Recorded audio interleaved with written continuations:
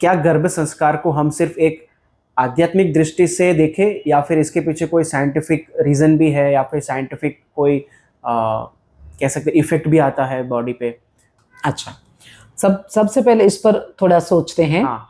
कि modern time means जब माता पिता को बच्चे का निर्माण करना है, तब कोई भी समय के साथ उसका कनेक्शन नहीं है। अगर मदर फादर बन रहे हो, बच्चे का बच्चे को जन्म देने के लिए आगे बढ़ रहे हो, तो समय कोई भी हो, ये बिल्कुल महत्वपूर्ण प्रोसेस है। बिल्कुल जी। तो मॉडर्न एज में, मॉडर्न टाइम में भी उसका महत्व जरा भी कम नहीं होता। ये वेरी कंपल्सरी है। और श्रीमंत हो, निर्धन हो, कोई विदेश में रहता हो, मतलब भारत से बाहर रहता हो, कोई गांव में रहता हो, न स्थान से कोई इससे संबंध है, न समय से संबंध है। संतान निर्माण करना है तो उसको कोई चीज टच नहीं करेगी। रिलीजियस प्रोसेस है या फिर ये साइंटिफिक प्रोसेस है जो गर्भ संस्कार है वो? ये दोनों का कॉम्बिनेशन है, सामंजस्य है दोनों में जी। हाँ, अध्यात्म तब कहा जाएगा जैसे एनिमल्स और बर्ड्स है, ठीक है। तो वहां हम एक बार नॉर्मली सोचेंगे ना, तो तुरंत अंदर से ऐसा लगता है कि वहां आध्यात्मिकता नहीं है। क्यों आध्यात्मिकता नहीं है? क्योंकि वहां बुद्धिपूर्वक, मतलब ईश्वर ने जो निमित्त ज्ञान दिया है उसके आधार पर उनकी प्रोसेस चलती है और वो बच्चे को निर्माण कर देते हैं, पैदा कर देते हैं वो।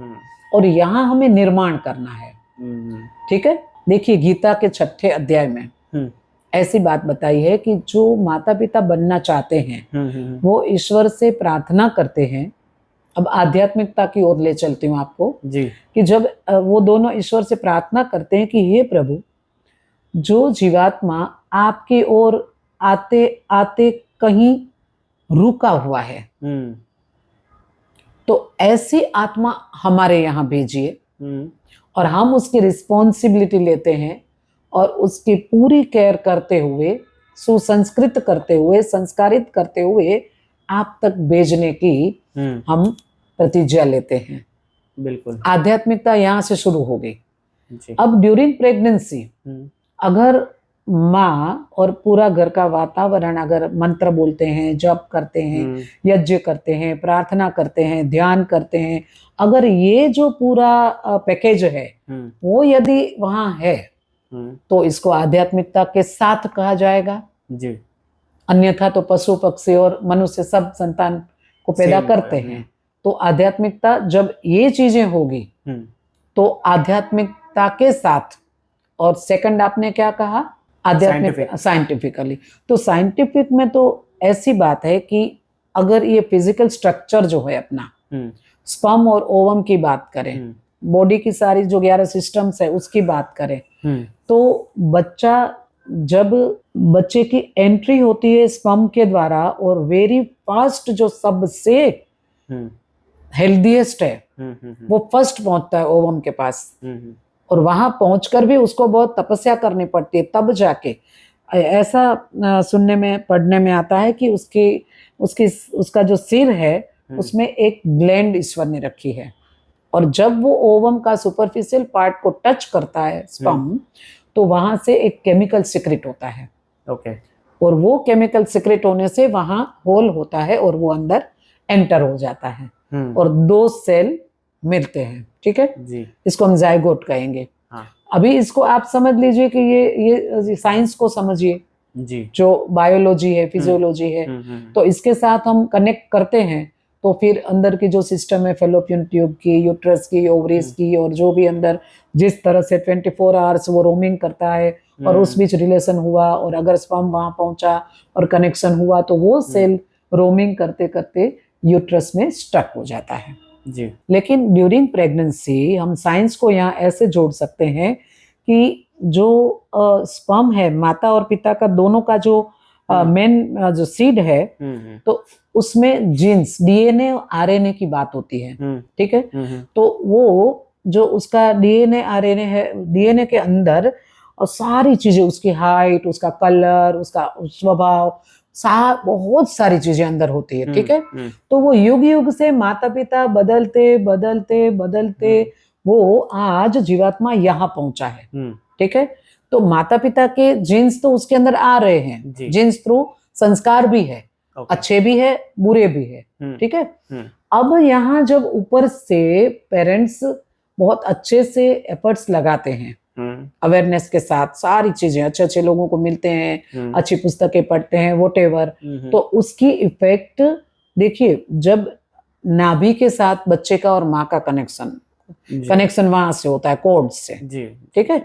अब वो प्लासेंटा में अंदर अंदर डेवलप होता जा रहा है, उस समय माँ की जो भी फीलिंग्स है, चरक और सुश्रुत कहते हैं कि माँ की जो भी फीलिंग्स है, माँ के अंदर जो भी विचार है, वो सारी चीजें, जो भावनाएं है, इमोशंस है, वो सारे वहां पहुंचते हैं जी। ठीक है। तो चरक और सुश्रुत कहते हैं कि जब माँ क्रोध करती है, एट ए टाइम बच्चे के अंदर क्रोध के सीड एस्टैब्लिश हो जाते हैं, ठीक है। तो इसीलिए सेकंड संस्कार जो पुंसवन संस्कार है, उसमें पति को, मतलब पिता बनने वाला है, उनके लिए 2 मंत्र खास है, और वो पत्नी के हार्ट पर हाथ रख के वो प्रॉमिस करते हैं कि पिता की ओर से भी फिजिकली, इमोशनली, मेंटली कोई भी रीत से बाधा न पहुंचे जी। उसकी इफेक्ट बच्चे के ऊपर माँ के द्वारा जा सकती है, ठीक है। और बच्चे पेट के ऊपर हाथ रख के सेकंड संस्कार में पिता कहता है, उस बच्चे के साथ बात करता है कि तुझे एक्स्ट्रा ऑर्डिनरी बनना है, तुझे फिजिकली स्ट्रॉन्ग बनना है, कोई सभा हो तो तेरी प्रतीक्षा की जाए, तेरे प्रथम पंक्ति में स्थान हो। तो ये जो सारी बातें की जाती है ना, उसकी इफेक्ट गर्भ के ऊपर पड़ती है जी। मतलब ऑडियोग्राफी करता है वो 6th मंथ 7th मंथ में, तो फिर उसका मन का डेवलपमेंट हो जाता है, फिर धीरे धीरे वो सारे जो सॉफ्टवेयर कहते हैं, तो वो डेवलपमेंट होता है, तो बाहरी इफेक्ट उसके ऊपर इस तरह से जाती है। तो उसी चीज का अगर हम ध्यान रखकर उसके ऊपर सारे प्रभाव जो है वो पॉजिटिव पड़े, अच्छे पड़े, उस चीज का ध्यान रखते हैं बेसिकली 100% जी, पूरी तरह। जैसे मान लीजिए हम सौसर में चाय पी रहे हैं, ठीक है, और मक्खी आई तो एज पर भी बैठने नहीं देते, और वो इसके समीप आए ही नहीं, दूर से ही पीते भी जा रहे हैं और उसको हटाते भी जा रहे हैं। सेम हमें यहाँ करना है कि अंदर जो बच्चा पल रहा है ना, एक भी नेगेटिविटी एटमॉस्फेयर मतलब वातावरण से अंदर ना जाए जी। इतनी हर चीज की इफेक्ट। एक बार वीडियो देखा था हमने, साइंस ने भी प्रूव किया है कि माँ 7th 8th मंथ है, रनिंग है, और वो ड्राइविंग कर रही है, और अचानक से कुछ बच्चा आया रास्ते में बीच में, और वो एकदम से ब्रेक लगाती है और डर जाती है, और बराबर सोनोग्राफी में उस समय मतलब रिसर्च किया गया, तो उस समय बच्चा भी उतना ही अंदर घबराहट महसूस कर रहा है। तो चरक और सुश्रुत हमें बहुत जगा रहे हैं, अंदर बच्चा पल रहा है, तब माता पिता को, इवन घर के फुल मेंबर्स को, नेबर्स को, इवन राजा तक बताया गया है सेकंड संस्कार में कि राजा भी इस चीज की केयर करे जी। पता चले कि किसी परिवार में कि जीवात्मा ने आगमन किया है, तो उनकी टीम आके यहाँ सर्वे करती है कि घर का माहौल ठीक तो है ना, हम उसको सुप्रजा चाहिए राजा को, तो यहाँ आके उनकी खान पान की व्यवस्था ठीक है, एयर सर्कुलेशन ठीक है कि नहीं, घर में झगड़े तो नहीं हो रहे हैं, तो ये सारी दिव्य जी बहुत इफेक्ट होती है।